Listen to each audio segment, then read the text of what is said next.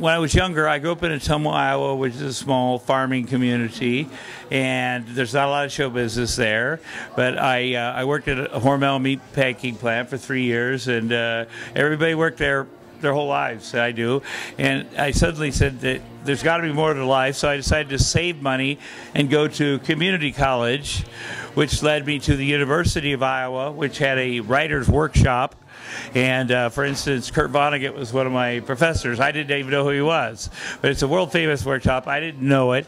They had open mic night. I always wanted to be a comedian. I told jokes, and my friends all laughed. I wasn't that funny, but ended up moving to, when you're young, you're stupid. I had $100 to my name, a trash bag full of clothes. I moved to Minneapolis because they had 5 comedy clubs, and just lived there, and I sold Time Life books. I did whatever it took to support my comedy, and then I started writing, and that was the key. And when I was 23, I met somebody who was a little bit older, a comedian, and she wasn't famous yet, but I knew she would be. She was very funny, and I started writing jokes for her, and she eventually became very famous and went on the Tonight Show, and eventually got her own show in 1988 and hired me as a writer to move out here to write on Roseanne. And I came out as a writer, and then one day he said, why don't you try acting? It'd be good for the ratings because you're dating. And I did that, and then I've done 60 movies since, and you never know where it's going to take you. But I think the thing that is the key is that you just work really, really hard. And people recognize hard work, whether you're picking up stuff or whether you're doing this or doing that. And another key moment in my life happened when we had one disco in my little hometown. And I said to myself, you can't get to Hollywood from Ottumwa, Iowa. But one night I looked over, and there was this guy named Andy Kaufman, and he was a famous comedian. He was on a show called Taxi. And he happened to be staying in a town that was 20 miles away called Fairfield, Iowa, that had the Maharishi International University there. He was studying levitating and meditation, and we had women's wrestling at our Coliseum, and he loved to wrestle women, and he'd come in town, wrestle all the women, and take the whole crowd to Happy Joe's Pizza. And I thought, boy, I wish I was that rich. I could take people to Happy Joe's. And I met him, and I said to myself, wait a minute, if Andy Kaufman can get all the way here from Hollywood to Iowa, maybe I can get there. So that inspired me to try, and lucky.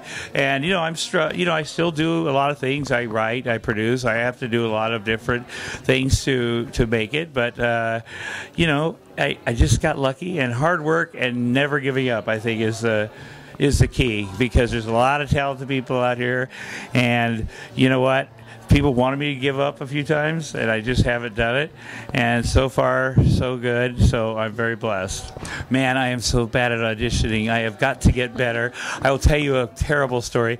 This last pilot season, I went into, there's this guy named Cedric the Entertainer, and he's a comedian, and his name is Cedric the Entertainer, but he was also a producer on this show, and I was supposed to read with his character, and he's the camera, and there's the casting person, there's Cedric the Entertainer, and I know him, and so of course I'm reading to him because I know him, and they go, no, read to the casting director, and I go, but he's right there. So, and by the way, if you have to name yourself the Entertainer, that's kind of a bad sign. Anyway, so the feedback my agent got was he was so unfocused he couldn't look at the casting director. Well, it's crazy. So I think auditions are, I've gotten very lucky at some, but I'm just not good at it. My advice is know what you're going to do, practice it, don't hurt yourself. I mean, like me, I'm not going to get it, so I'm not going to try.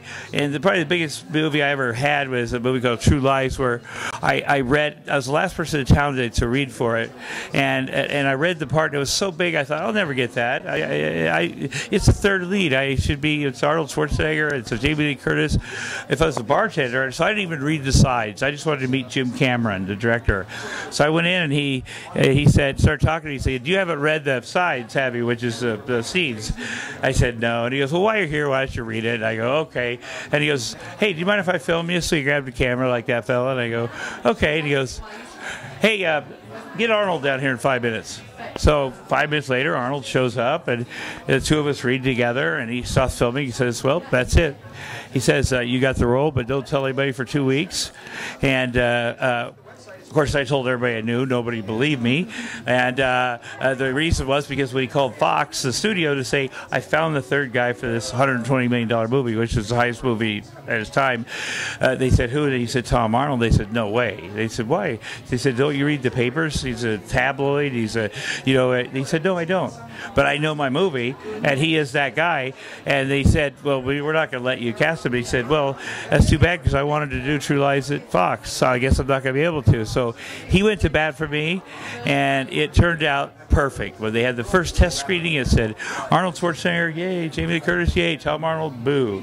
But at the end, they fill out the cards, and the person they liked the most was my character. So without me knowing it, I got very, very lucky. And you can prepare all you want, but it's very political because sometimes, like, they already know who they're going to cast. But you know what? They may remember you for the next job. They'll say, hey, remember that woman? She wasn't quite right for the one, but, you know, so I say, work your butt off, do a professional job, care about it. Don't go out the night before and party. You know, go in there, give it your best, and don't take it personally because it's not about you. It could be, it's just subjective. It's not because you weren't good. It's just what the director was. So, hey, I'm Tom Arnold. Check out exploretalent.com.